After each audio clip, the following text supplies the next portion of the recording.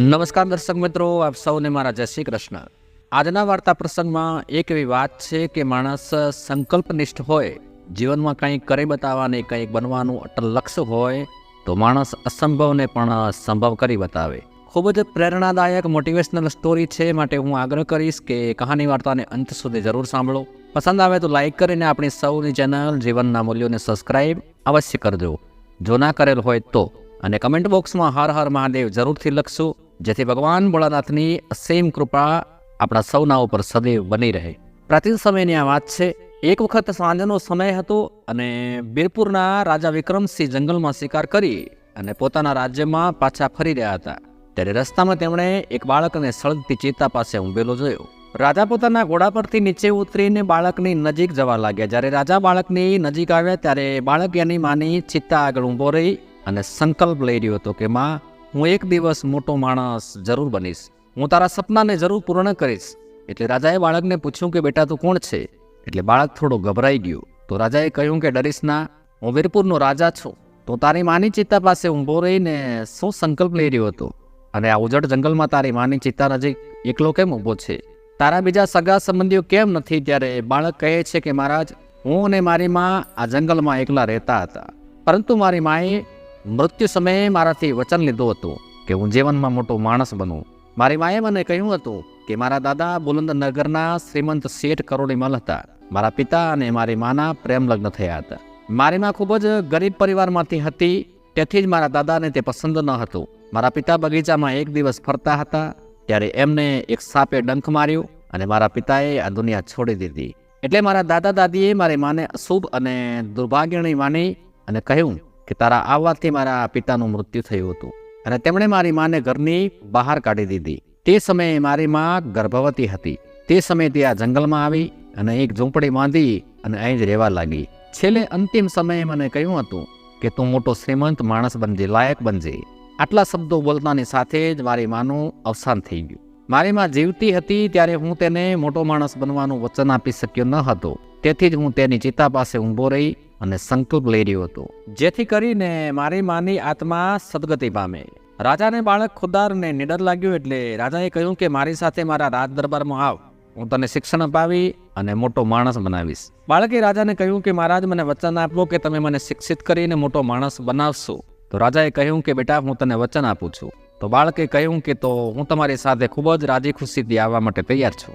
બાળકને લઈને રાજાએ પોતાના રાજમહેલ તરફ પ્રયાણ કર્યું.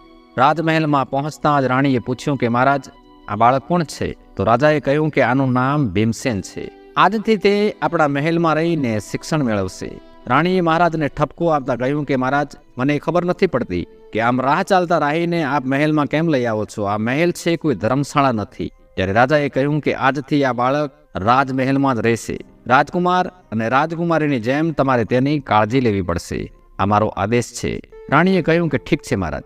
તે રાત્રે ભીમસેન વિચારવા લાગ્યો કે હું આટલું મોટું સૌભાગ્ય ધરાવું છું કે રાજમહેલ સુધી પહોંચી ગયો. રાણી વિચારવા લાગી કે ભીમસેનને મહેલમાંથી બહાર કાઢવા માટે કંઈક તો મારે કરવું જ પડશે. તે દિવસે રાજકુમાર અને રાજકુમારીને ભીમસેનને ભોજન પીરસવામાં આવ્યું. તો રાજકુમાર અને રાજકુમારીને સોનાની થાળીમાં ભોજન પીરસાયું અને ભીમસેનને એક ઝાડના પત્તા પર ભોજન પીરસ્યું. આનાથી ભીમસેન ગુસ્સે થઈ ગયો અને કહ્યું કે આ તો મારું અપમાન છે. તે ઝાડના પત્તા પર ભોજન ગ્રહણ નહીં કરે. મને પણ અન્ય લોકોની જેમ સોનાની થાળીમાં જ ભોજન પીરસવામાં આવે તો જ હું ભોજન કરીશ. એટલે રાણીએ ગુસ્સો કરતા કહ્યું કે ભોજન કરવું હોય તો કરી લે, નહીતર ના કર. આ રાજમહેલ છે, સોનાની થાળીમાં રાજકુમાર અને રાજકુમારીને જ ભોજન પીરસાય, તો કોઈ રાજકુમાર નથી.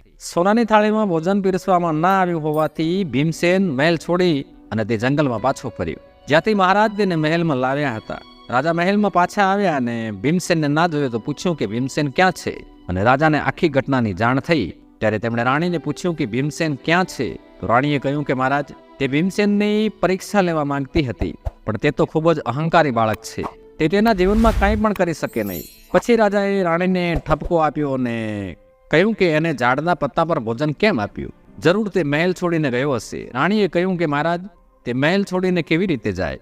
ક્યાંય ના જાય. રાજાએ તરત જ મહેલમાં એ ભીમસેન બાળકને શોધવાનું શરૂ કર્યું, પરંતુ ભીમસેન તેઓને મહેલમાં ક્યાંય મળ્યો નહીં. એટલે રાજાએ વિચાર કર્યો કે જરૂર તે પાછો ત્યાં જંગલમાં જ ગયો હશે.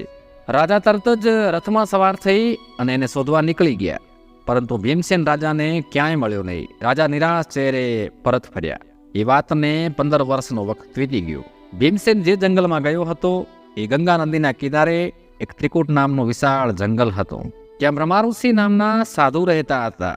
જ્યારે પણ કોઈ પ્રવાસી તે બાજુથી પસાર થતો હતો ત્યારે સાધુ મહારાજ તેમને તેમની ઝૂંપડીમાં થોડો સમય આરામ કરવા વિનંતી કરતા અને પ્રવાસી તેમને ઝૂંપડીમાં વિશ્રામ કરતા. આ રીતે સાધુ મહારાજ આ જંગલમાં રહેતા યાત્રીઓની સેવા કરતા હતા. તે જ જંગલમાં એક કાળુ નામક ડાકુનો ખૂબ જ આતંક હતો. કોઈ પણ પ્રવાસી તેને ધ્યાનમાં આવે તો તેને લૂંટી લેતો અને ધન આપવામાં કોઈ ખચખચાટ અનુભવે તો એ કાળો ડાકુ તેને વિના સંકોચે મારી નાખતો. આ ભયના કારણે એ લોકો તે જંગલમાંથી પસાર થતા પહેલા 100 વખત વિચાર કરતા અને જો કોઈ બહાદુરીથી તે જંગલમાં કાળુને પડકારતો તો તેને ડાકુ કાળુ મારી નાખતો.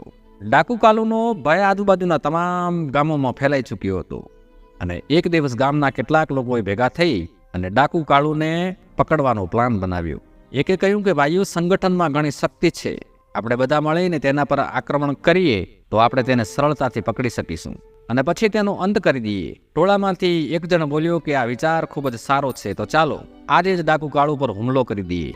અને તે જ સમયે બધા લોકો શસ્ત્રોથી સજ્જ થઈ અને જંગલમાં આવ્યા અને ડાકુ કાળુને લલકારવા લાગ્યા કે આજે તું અમારાથી બચી શકીશ નહીં. શિકારની શોધમાં નીકળેલો કાળુ ઝાડીઓમાં છુપાઈને તે આ બધું સાંભળી રહ્યો હતો. લૂંટારૂ કાળુએ જોયું કે ઘણા બધા લોકો ભેગા થઈને આવ્યા છે, બધાના હાથમાં શસ્ત્ર છે.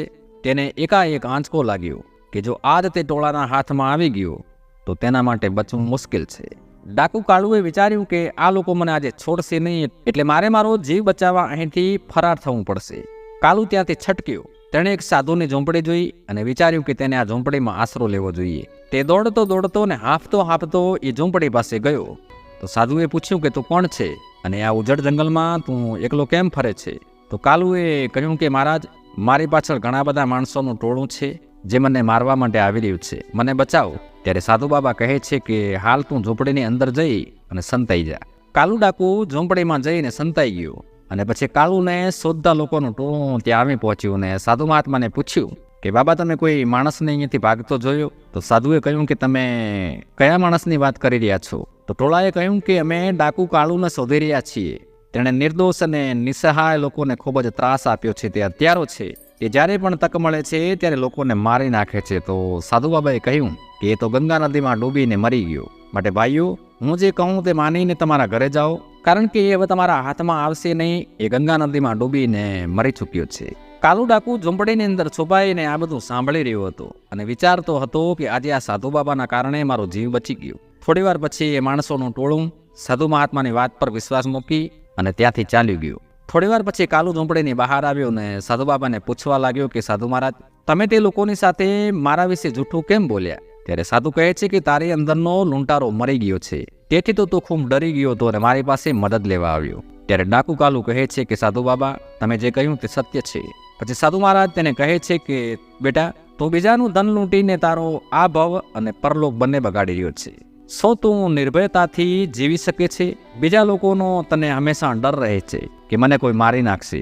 બોલ, સત્ય છે કે નહીં? કાળુએ કહ્યું કે હા બાબા. પછી કંઈક વિચારીને કાળુ ડાકુએ સાધુ બાબાને કહ્યું કે મહારાજ, તમારા શબ્દોથી મારી આંખો ખુલી ગઈ છે. હું પણ અન્ય લોકોની જેમ નિર્ભયતાથી જીવવા માંગુ છું. તમે મને કોઈ એવો ઉપાય બતાવો કે જેનાથી હું નિડરતાથી જીવી શકું. મને પણ લોકો તમારી જેમ માન આપે. હું તે ગમે તે ઉપાય હશે, ગમે તેવું કાર્ય હશે, કરવા માટે તૈયાર છું. સાધુ એને એક પર્વત ઉપર લઈ ગયા અને કાળુ તેમની પાછળ ગયો. પછી પર્વતની તળેટીમાં પહોંચ્યા અને સાધુ મહારાજે કહ્યું કે કાળુ, આ 2 પથ્થરો તારા માથા ઉપર ઉપાડ અને આ પથ્થરો તારા માથા ઉપર રાખીને તું પછી મારી પાછળ આ પર્વત ઉપર આવ. કાળુ ડાકુએ 2 પથ્થર માથા ઉપર ઉપાડ્યા અને સાધુ બાબાની પાછળ ચાલવા લાગ્યું. થોડાક ડગલા ચાલ્યા પછી તે થાકવા લાગ્યો. તો સાધુ મહારાજે પૂછ્યું કે શું થયું? તો એણે કહ્યું કે સાધુ બાબા, આ પથ્થર તો બહુ ભારે છે. કે સાધુએ કહ્યું કે ઠીક છે, એક પથ્થર ફેંકી દે. કાળુએ તરત જ એક પથ્થર નીચે ફેંકી દીધો અને થોડે દૂર જઈને કાળુએ કહ્યું કે સાધુ બાબા, આ બીજો પથ્થરનું ભાર પણ હજી ઓછું નથી. તો સાધુ મહારાજે કહ્યું કે ઠીક છે, એને પણ નીચે ફેંકી દે. કાળુએ બીજો પથ્થર પણ નીચે ફેંકી દીધો અને પર્વત પર સાધુની પાછળ ચાલવા લાગ્યું. હવે તે બંને પર્વતની ટોચ પર પહોંચી ગયા. એટલે કાળુએ કહ્યું કે સાધુ બાબા, તમે મને અહીં શું કામ લાવ્યા છો? સાધુએ કહ્યું કે તને એક પાઠ શીખવવા તને લાવ્યો છું. અત્યાર સુધી તારા મન પર લૂંટ ચોરી ને હત્યાનો બોજ હતો. જે તને સારો માણસ થવાના પહાડ પર ચડવાને રોકતો હતો. તો એક કામ કર, આજથી તું લૂંટફાટ અને હત્યા જેવી તમામ હિંસા કરવાનું બંધ કર. આજ સુધી તે જેમને પણ લૂંટ્યા છે તેમનું ધન પાછું આપી દે. તો જ તું બધાનો પ્રિય માણસ બની શકીશ અને માણસો તને માન આપશે, સન્માન આપશે. એટલે કાલુએ કહ્યું કે ઠીક છે સાધુ બાબા, હવે હું એ જ કરીશ, પણ જે લોકો પાસેથી મેં લૂંટ કરી હતી તેઓ કોણ હતા એ મને ખબર નથી. તો સાધુએ કહ્યું કે તું વેશ બદલી નગરમાં જા અને લૂંટેલી તમામ ધન સંપત્તિ છે એ ગરીબ જરૂરિયાતમંદોમાં વહેંચી દે. કાલુ વેશ બદલીને ગયો અને પોતાની સાથે લાવેલું બધું ધન ગરીબો અને જરૂરિયાતમંદોમાં વહેંચી દીધું. ખાલી હાથે થઈ ગયું. અને પછી તે સાધુ બાબા પાસે પાછો આવ્યો અને કહ્યું કે સાધુ બાબા, હવે મારી પાસે કંઈ પણ નથી. મેં જીવનમાં આજ સુધી કોઈ સારી વાત નથી શીખી. તમે મને તમારો શિષ્ય બનાવી અને મારા જન્મને સાર્થક કરો. તો સાધુ બાબાએ કહ્યું કે બેટા, શક્ય હોય તો હંમેશા બીજાની મદદ કર. આ જ માનવતાની સાચી સેવા છે, આ જ ભગવાનની સેવા છે. કાલુએ આશ્રમમાં રહી અને સાધુનો શિષ્ય બની અને સાધુ બાબાની સાચા દિલથી સેવા કરી. અને 5 વર્ષમાં સાધુ બાબાની કૃપાથી તે ખૂબ જ બુદ્ધિશાળી અને સાચો ચારિત્રવાન માણસ બની ગયો. પછી સાધુ બાબાએ કાલુને કહ્યું કે કાલુ, આજે તારી શિક્ષા પૂર્ણ થઈ ગઈ છે. તું મારો સૌથી બુદ્ધિશાળી શિષ્ય સાબિત થયો છે. હવે તું કોઈ પણ મુશ્કેલીમાંથી બહાર નીકળી અને સફળતા મેળવી શકીશ. તારી આગળ હજી લાંબુ આયુષ્ય છે. તું જા, હવે આઝાદ છે. હવે જીવન વ્યાપન કરવા હાટું તારે કામ પણ કરવું પડશે. હવે તારી પાસે શિક્ષા છે, જ્ઞાન છે. તારે આ બુદ્ધિના સહારે જીવનના કુરુક્ષેત્રમાં સફળ યોદ્ધા બની અને ઉતરી જા. તો કાલુએ કહ્યું કે ગુરુદેવ, તમારી આપેલ શિક્ષાનું મૂલ્ય ચૂકવવા મારી પાસે હાલ તો કંઈ છે નહીં. તો ગુરુદેવે કહ્યું કે બેટા, શિક્ષાનું કોઈ મૂલ્ય નથી હોતું, એ તો અનમોલ છે. પછી કાલુએ પાછો પરત બીરપુર રાજાને ત્યાં જવાનો નિર્ણય કર્યો અને બીરપુર રાજાના દરબારમાં પહોંચ્યો. ત્યારે તેને ખબર પડી કે ત્યાંના મંત્રીનું અચાનક અવસાન થઈ ગયું છે અને તેથી જ રાજમહેલની રાજસભામાં પણ મંત્રીપદનું પદ ખાલી પડ્યું છે. અને તે સમયે કાળુ રાજાના દરબારમાં પહોંચ્યો અને તે સમયે રાજા સિંહાસન પર બેઠા હતા અને તેમના સેનાપતિએ કહ્યું કે મહારાજ, મંત્રીજીનું આકસ્મિક મૃત્યુ થયું છે અને આ પદ વધુ સમય સુધી ખાલી ન રહેવું જોઈએ. એટલે રાજા સાહેબે કહ્યું કે હા સેનાપતિજી, આપણે પરંપરા મુજબ આ પદ મંત્રીના દીકરા સારંગને સોંપી દેવું જોઈએ. તો સેનાપતિએ રાજાને ટકોર કરી કે મહારાજ, શું આ પદ સારંગ સંભાળી શકશે? તો રાજાએ કહ્યું કે હા, આપણે શાહી પરંપરા મુજબ આ પદ તેને જ સોંપવામાં આવશે. હું આવતીકાલે દરબારમાં આની જાહેરાત કરીશ. ત્યારે કાલુ આગળ આવ્યો. આ કાલુ એ જ ભીમસેન બાળક હતો જેને સોનાની થાળીમાં ભોજનના આપવાથી નારાજ થઈ અને રાજાનો મહેલ છોડીને પાછો જંગલમાં આવી ગયો હતો અને કાલુ નામનો ખતરનાક ડાકુ બની ગયો હતો. પછી ડાકુગીરી છોડી અને એક સાધુ સંન્યાસીના પરિચયમાં આવ્યો અને તેમનો શિષ્ય બની અને શિક્ષા ગ્રહણ કરી અને એ જ રાજાના દરબારમાં હવે આવી પહોંચ્યો. મહારાજની સમક્ષ આવીને ભીમસેને કહ્યું કે મહારાજ, સમયની સાથે જૂની પરંપરાઓ બદલવામાં જ સમજદારી છે. મારું નામ અર્જુન છે. ભીમસેને અહીં પણ એનું નામ ખોટું જાહેર કર્યું. એટલે રાજા વિક્રમસિંહ એને ઓળખી ન શકે કે મહારાજ, હું આ મંત્રી પદ માટે મારું નામ રજૂ કરવા માંગુ છું. તમે ગમે તે રીતે મારી કસોટી કરી શકો છો અને જો હું તમારી કસોટીમાં પાર ઉતરું તો ઠીક છે, અન્યથા તમે મને ગમે તે સજા આપી શકો છો. એટલે રાજા થોડી વાર વિચાર કર્યો અને કહ્યું કે યુવાન, રાજ્યની જૂની પરંપરાઓને બદલવાની તારી સલાહને અમે સ્વીકાર કરીએ છીએ. તારી ને સારંગ, તમે બંનેની પરીક્ષા લેવામાં આવશે અને જે પરીક્ષામાં પાસ થશે તેને બીરપુરનો મંત્રી બનાવવામાં આવશે. રાજા વિક્રમસિંહના આદેશ ઉપર તરત જ રાજ દરબારમાં 2 શાહી સોનાની તલવારો રજૂ કરવામાં આવી અને રાજા વિક્રમસિંહે સારંગને એક તલવાર આપી અને કહ્યું કે સારંગ, તમારે ઉત્તર દિશામાં જવું પડશે અને નજીકના રાજ્ય કેસરપુરમાં જવું પડશે અને ત્યાંના રાજા કેસરસિંહને આ ભેટ આપવાની છે.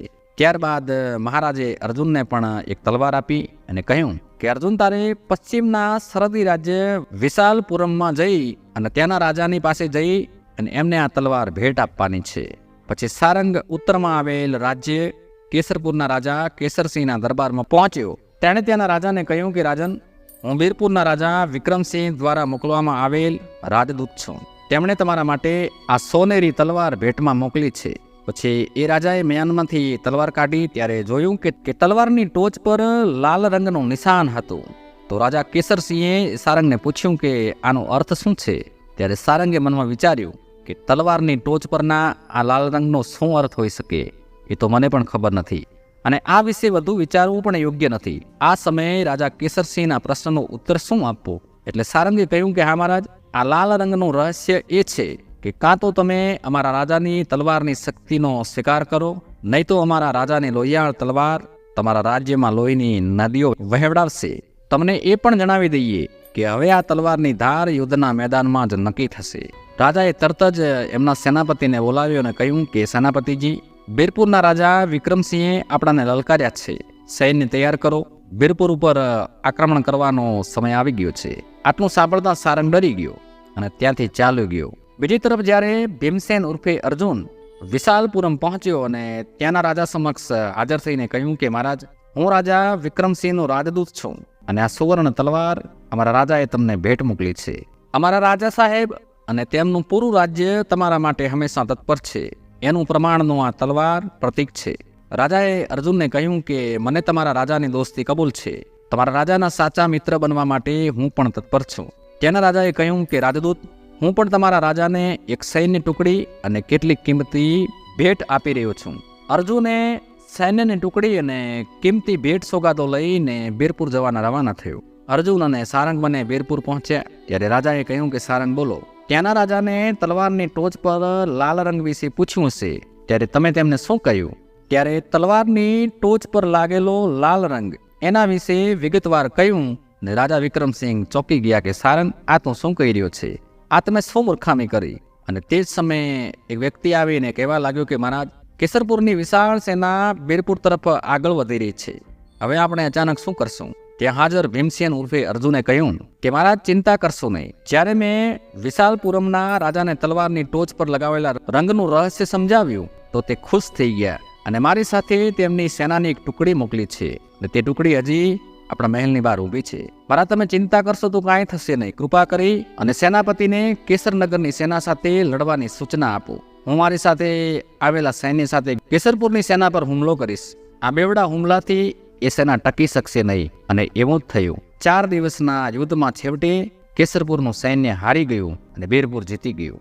યુદ્ધમાં વિજય મેળવ્યા બાદ મહારાજે સારંગ અને ભીમસેનને મહેલમાં બોલાવ્યા. મહારાજે કહ્યું કે ભીમસેન, તમારી બુદ્ધિમત્તાના કારણે આપણા સૈન્યને જીત મળી છે. વીરપુરનો વિજય થયો છે.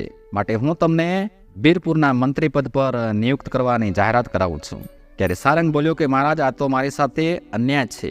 ત્યારે રાજા વિક્રમસિંહે કહ્યું કે મેં તમને બંનેને સમાન ભેટ આપી હતી અને તે બંને રાજાઓને આપવાનું કહ્યું હતું, પરંતુ તમે બંને તમારી બુદ્ધિમત્તાથી તલવારનું અલગ અલગ અર્થઘટન કર્યું.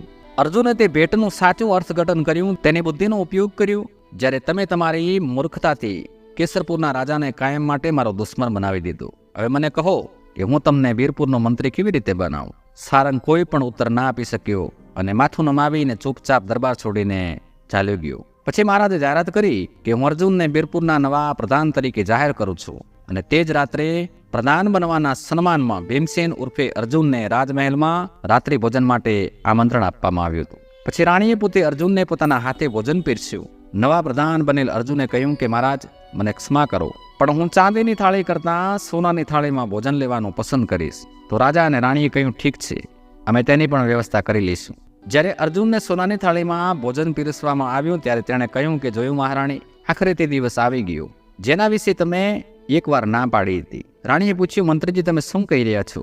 ત્યારે મંત્રીએ જવાબ આપ્યો કે મહારાણી, યાદ કરો, તમે 20 વર્ષ પહેલા ભીમસેન નામના બાળકને ઝાડના પત્તા પર ભોજન પીરસ્યું હતું. રાણીએ થોડી વાર યાદ કરીને કહ્યું કે હા, મને યાદ આવ્યું. તે સમયે તે બાળકે પત્તા પર ભોજન કરવાની ના પાડી હતી. તો મંત્રીએ કહ્યું કે તે બાળકે એમ પણ કહ્યું હતું કે આ મહેલમાં ત્યારે આવશે જ્યારે તેને સોનાની થાળીમાં ભોજન પીરસવામાં આવશે. ત્યારે રાણીએ પૂછ્યું કે હા, પણ તમે આ વાત કેવી રીતે જાણો છો? અને મંત્રી બની ચૂકેલા અર્જુને જવાબ આપ્યો કે હું એ જ બાળક ભીમસેન છું. આ સાંભળીને રાજા અને રાણી બંને આશ્ચર્યચકિત થઈ ગયા. પછી રાજા વિક્રમસિંહે રાણીને કહ્યું કે જોયું મહારાણી, તમે જેને અહંકારી માનતા હતા તે બાળક આજે આ રાજ્યનો મંત્રી છે. મંત્રીએ કહ્યું કે મહારાજ, જો તે સમયે મહારાણીએ મારો તિરસ્કાર ના કર્યો હોત તો કદાચ મને ઊંચાઈને સ્પર્શવાની તીવ્ર ઈચ્છા મારા મનમાં પ્રગટ ના થઈ હોત. માટે હું રાણીનો ખૂબ જ આભારી છું, ઋણી છું. આ રીતે મંત્રીએ કાર્યક્ષમતાથી મંત્રીપદ સંભાળ્યું. એક નાનો ગરીબ છોકરો એની માની ચિતા સમક્ષ સંકલ્પ લે છે અને જીવનની રાહ પર અનેક ખાડા ટેકરા અને પહાડોની ઠોકરો ખાતો ખાતો એક દિવસ એક રાજ્યનો પ્રધાન બની ગયો. તો દર્શક મિત્રો, હું આશા કરીશ કે આ વાર્તા કથા તમને પસંદ આવી છે. એ જ અપેક્ષા સાથે રજા લઈશું. મળીશું બીજા વિડીયોમાં આવી જ કોઈ નવી સ્ટોરી સાથે. ત્યાં સુધી આપ સૌને મારા હર હર મહાદેવ. જય શ્રી કૃષ્ણ.